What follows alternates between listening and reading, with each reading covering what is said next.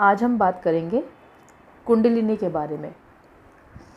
कुंडलिनी के बारे में आजकल यूट्यूब पर आप देखिए बहुत सारी वीडियो और बहुत सारी चर्चाएं हो रही हैं। कुंडलिनी के बारे में कहा जाता है कि अगर कुंडलिनी किसी व्यक्ति की जागृत हो जाती है तो वो एक चमत्कारिक व्यक्ति बन जाता है, उसमें बहुत सारी सिद्धियां आ जाती हैं और इसके लिए कई सारी साधनाएं, कई सारी टेक्निक भी करवाई जाने लग गई हैं।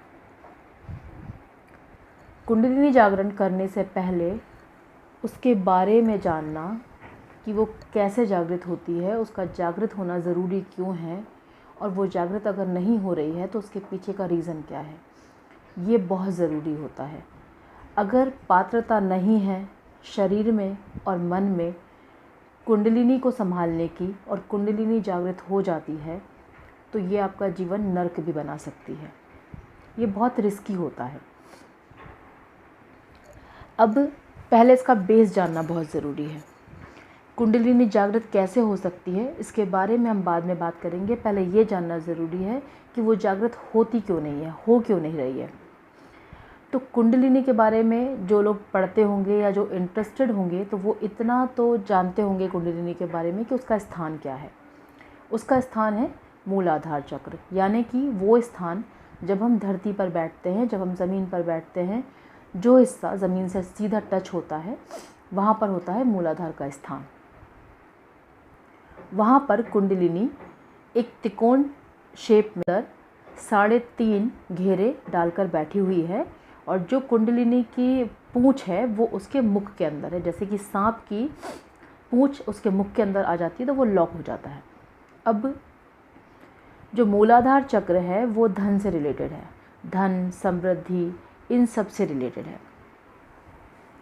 जब तक कोई व्यक्ति पूरी तरीके से समृद्ध नहीं होता, उसके पास इतना धन नहीं होता कि उसकी सारी इच्छाएं पूरी हो जाए, उसके पास किसी चीज़ की कमी ना रहे, यानी कि वो संतुष्ट ना हो जाए भौतिक रूप से, तब तक कुंडलिनी अपनी जगह से हिलती तक नहीं है। चाहे वो सारी चीज़ें भोग कर संतुष्ट हो या वो वैसे भी संतुष्ट हो जाए कि अगर उसने नहीं भी भोगा है लेकिन उसके मन में एक संतोष है, उसे नहीं चाहिए, ये वाला भाव आ जाए, तो कुंडलिनी जागृत करने की पहली स्टेज को हम पार करते हैं। मूलाधार चक्र जो है और कुंडलिनी जो है वो आपस में ऐसे चिपके हुए हैं जैसे कि मैग्नेट और लोहा होता है और आपकी संतुष्टि जो है वही इस चुंबक को उस लोहे से अलग कर सकती है।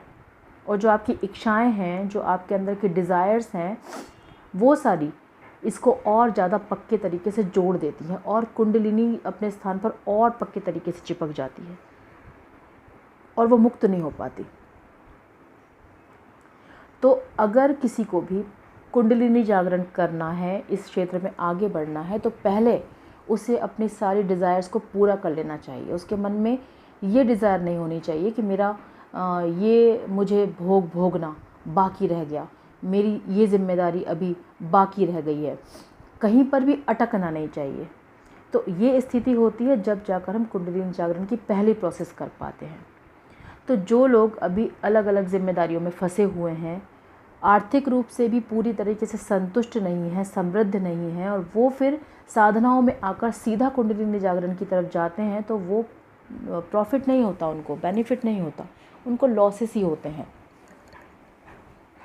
तो सबसे पहले तो अब एक प्रश्न फिर ये भी आने लग जाता है, तो क्या फिर हम धन की तरफ भागें?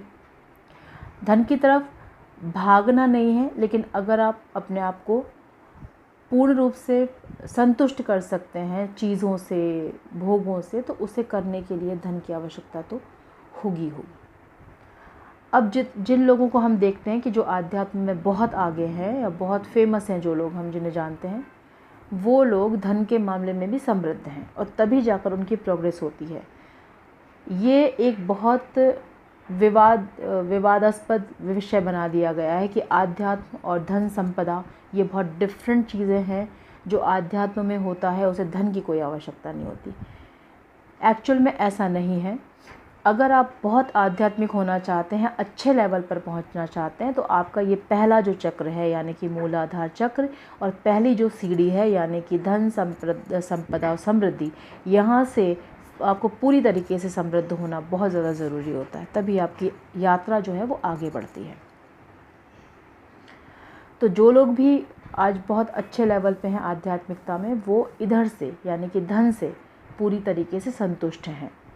उनके पास अभाव जैसी कोई चीज़ नहीं है, या उनके पास ऐसी कोई डिज़ायर नहीं है जो वो पूरी नहीं कर सकते।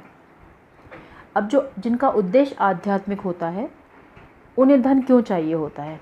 जो आध्यात्म में होंगे उनके मन में एक ये भी प्रश्न आएगा कि वो धन का हम करेंगे क्या? वो धन हमें किसी चीज़ को खरीदने के लिए या ये सब चीज़ों के लिए नहीं चाहिए। वो धन सिर्फ इसलिए चाहिए कि हम संतुष्ट हो सकें, है ना। हमारे मन में एक संतुष्टि का भाव आ सके, एक अभाव का भाव जो मन में रहता है वो खत्म हो सके। तो कुंडलिनी का धन से, मूलाधार का धन से सीधा सीधा संबंध होता है, जिसकी पूर्ति किए बिना हम कुंडलिनी को जागृत नहीं कर सकते। ये एक सच है, कोई इस बात को माने या कोई इस बात को नहीं माने, पर शुरुआत यहीं से हो सकती है। तो शुरुआत से काम करेंगे तो आगे के लेवल तक कुंडलिनी जा सकती है, अदरवाइज़ वहीं के वहीं हम फंसे रह जाएंगे और कुंडलिनी जागृत करने के चक्कर में जो साधनाएं हम कर सकते हैं उन साधनाओं से भी हम वंचित रह जाएंगे।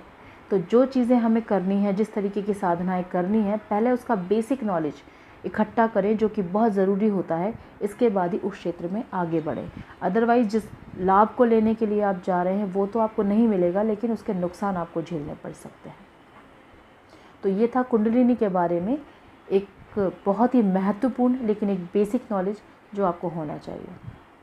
आप सभी का बहुत बहुत धन्यवाद जो आपने इतने ध्यानपूर्वक मुझे सुना और समझा। Thank you so much, thank you so much, thank you so much.